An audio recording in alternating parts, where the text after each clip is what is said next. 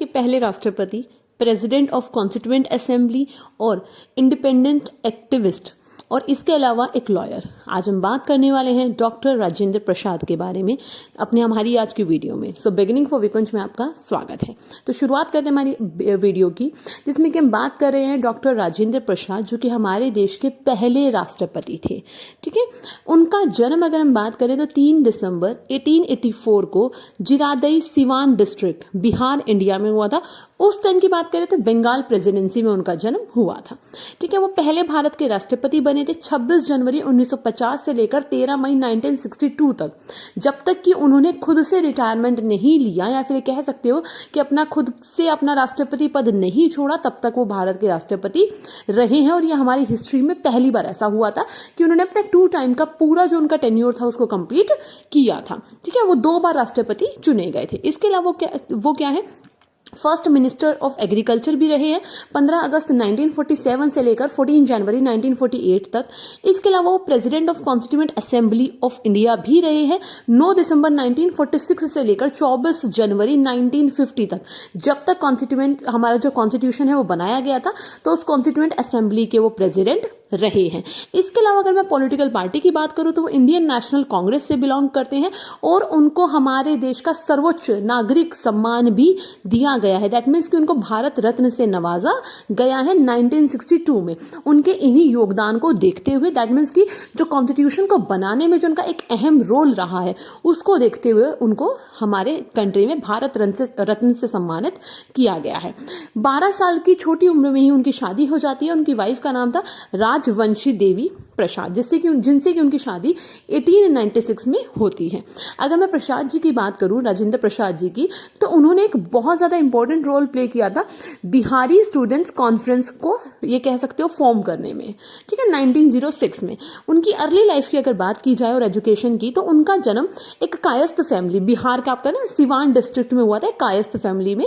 और उनके फादर का नाम था महादेव सहाय श्रीवास्तव, जो कि संस्कृत और पर्शियन में स्कॉलर थे उसके। दैट मीन्स कि संस्कृत और पर्शियन लैंग्वेज उनको बहुत अच्छे से आती थी।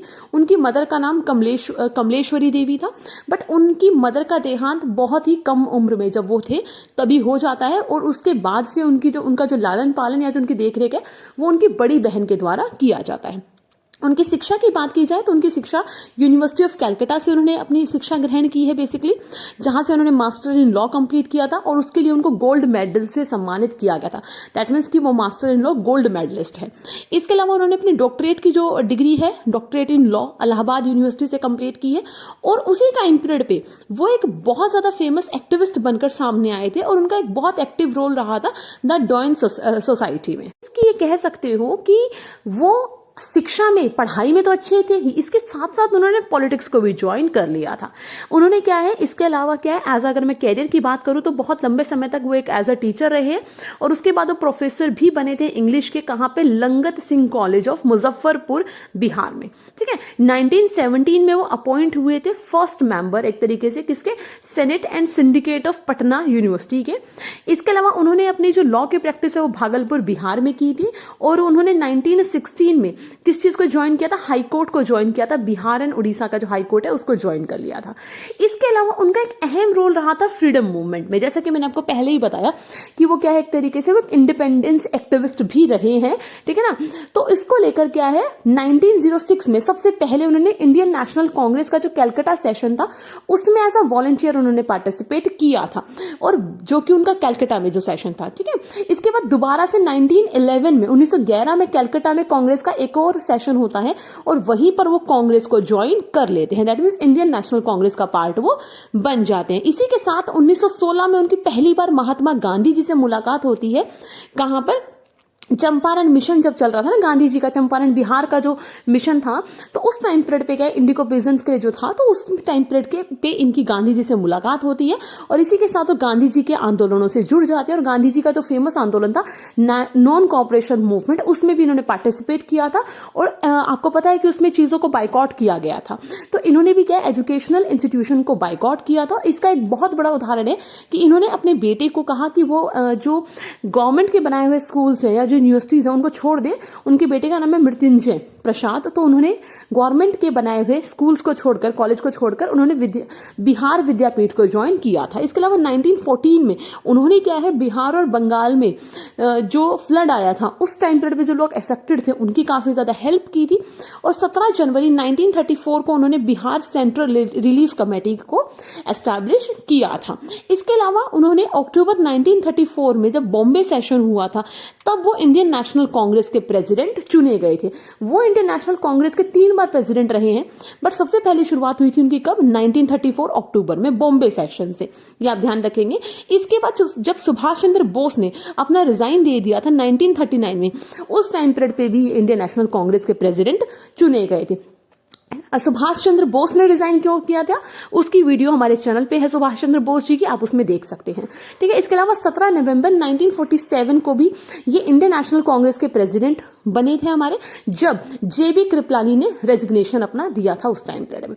इसके बाद एक बहुत बड़ा टर्निंग पॉइंट इनकी लाइफ में आता है जब 8 अगस्त 1942 को हमारी जो इंडियन नेशनल कांग्रेस के द्वारा क्या है, क्विट इंडिया जो रेजोल्यूशन है उसको पास कर दिया जाता है बॉम्बे में, और उसी के साथ भारत छोड़ो आंदोलन की शुरुआत होती है। तो बहुत सारे पॉलिटिकल लीडर्स को गिरफ्तार कर लिया जाता है और उन्हीं में से प्रसाद जी भी एक थे, जिनको 3 साल के लंबे कारावास में भेज दिया जाता है। और 3 साल के बाद उनको 15 जून 1945 को कारावास से रिहाई मिलती है। और उसके बाद जब हमारा देश आजाद हो जाता है तो हमारे आजाद भारत के वो पहले राष्ट्रपति बनते हैं, और वो ऐसे पहले हैं जिनको 2 बार एक तरीके से कह सकते हो इलेक्ट किया जाता है, 1952 में और 1957 के इलेक्शंस में वो एज अ प्रेसिडेंट चुने जाते हैं, आप ये कह सकते हैं। इसके अलावा क्या है, 1958 से लेकर 1960 के बीच में उन्होंने कई जगहों पर विदेश में भी यात्राएं की हैं, जैसे जापान गए हैं, सिलोन दैट मीन्स की श्रीलंका गए हैं, इंडो चाइना गए हैं, माल्या दैट मीन्स आज का मलेशिया, ठीक है, और इंडोनेशिया। इन कंट्रियों में भी उन्होंने क्या है, यात्रा की थी, और उन कंट्री के साथ हमारे देश के जो संबंध है उसको काफी ज्यादा मैत्रीपूर्ण और शांतिपूर्ण बनाने की कोशिश की थी। उन्हीं के कार्यकाल में क्या है, जो मुगल गार्डन है राष्ट्रपति भवन के पास, उसको लोगों के लिए खोला गया था। आपको पता है कि मुगल गार्डन क्या है, तो उसको लोगों के लिए ओपन आउट किया गया था। और एक लंबे समय के बाद जब उन्होंने 1962 में अपना जो राष्ट्रपति पद है उसको छोड़ दिया था, तो उसके बाद क्या है, वो अपने जो जहां से वो बिलोंग करते हैं दैट मीन्स की बिहार, वो वहां पे वापस चले जाते हैं उनकी वाइफ के बुलाने पर। और वहीं पर क्या है, कुछ टाइम के बाद कब 28 फरवरी दैट मीन्स आज के दिन 1963 में 78 साल की उम्र में उनकी डेथ हो जाती है। और उन्हीं की याद में स्मृति संग्रहालय भी बनाया गया है, कहां पर, पटना में, ठीक है। तो पटना बिहार में उनकी डेथ होती है। अब बात कर लेते हैं, अगर मैं राजेंद्र प्रसाद जी की बात करूं तो जो राजेंद्र प्रसाद, उनके जीवन पे बाबू राजेंद्र प्रसाद नाम की एक शॉर्ट डॉक्यूमेंट्री फिल्म भी बनाई गई थी। किसने बनाई थी, कौन थे उसके डायरेक्टर, मंजुल प्रभात ने बनाई थी। 1962 में उनके नाम से एक स्टैंप भी इशू की गई थी हमारे इंडिया में। और उनके अगर मैं लिटरेसी वर्क की बात करूं तो उन्होंने सत्याग्रह एट चंपारण 1922 में लिखा था, डिवीजन ऑफ इंडिया 1946 में किताब लिखी थी, आत्मकथा 1946 में। बेसिकली तो उन्होंने जो 3 साल का उनका जो टाइम पीरियड था जेल में, वहां पर उन्होंने अपनी ऑटोबायोग्राफी लिखी थी, ठीक है ना। कहां, कौन से जेल में, बांकीपुर जेल में, ठीक है। इसके अलावा बापू के कदमों में 1952 में उन्होंने लिखी थी। तो ऐसी और भी बहुत सारी किताबें हैं जो उन्होंने लिखी है। तो आज के हमारी वीडियो में हमने उनके बारे में बात की है। अगर आपको वीडियो अच्छी लगी हो तो प्लीज लाइक करें, शेयर करें और चैनल को सब्सक्राइब करना ना भूलें। So thanks for watching and good luck student.